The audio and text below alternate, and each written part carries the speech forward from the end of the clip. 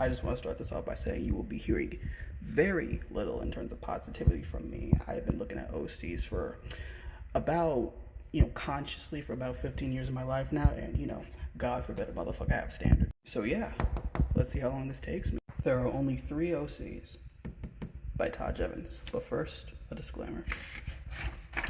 How I define an OC versus a character, because there is a difference.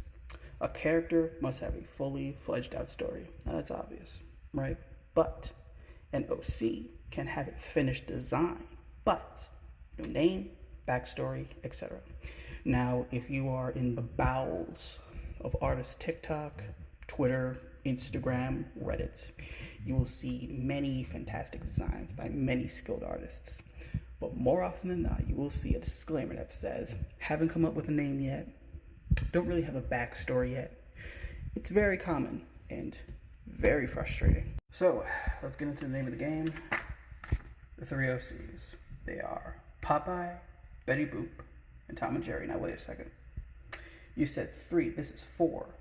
We'll get to that. But, though they are gendered, the categories are not restricted by gender. For example, Spawn fits well into the category of Betty Boop.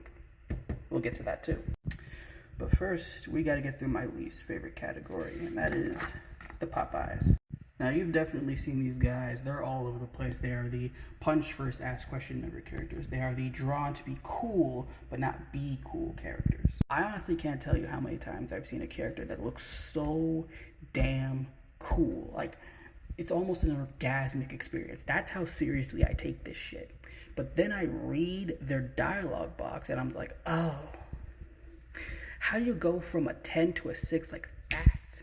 It's crazy. The Popeyes are also victims of the main character syndrome. Very likely, you will see not just one character, but a cast of characters. And it's very obvious that the artist favors one over the other. Only one of them is allowed to be cool, and the others just, I also watched a lot of stick fights, which kind of bleeds into the power scale is delight. These guys, they're known for their choreography. They're known for their flashy techniques, but they're not known for their writing. And that's a problem for me. I can't take the shit that comes out your mouth seriously. You can't hold me. I'm sorry.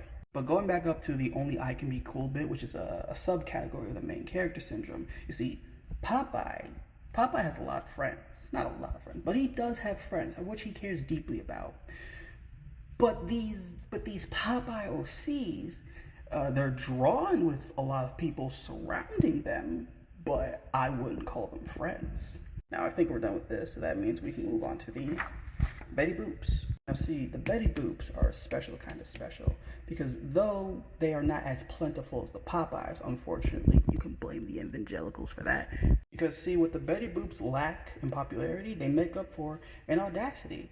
They're dress-up dolls. Okay?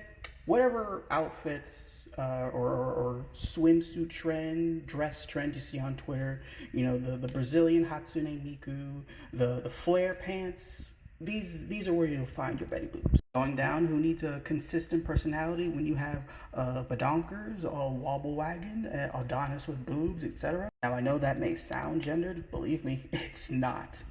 Betty Boops that you see online, they act like they're better. They act like they're not just the sailor girls that you see on tanks and fighter planes. They act like they're not just a bunch of a pinup catalog for any one specific fetish. Miss Betty Boop, Miss Beatrice Boop, she was everything. She was Barbie before Barbie. She could drive, she could sing, she could invent. It's hilarious, but she can do it. Now you may be asking, wait, hold on a second.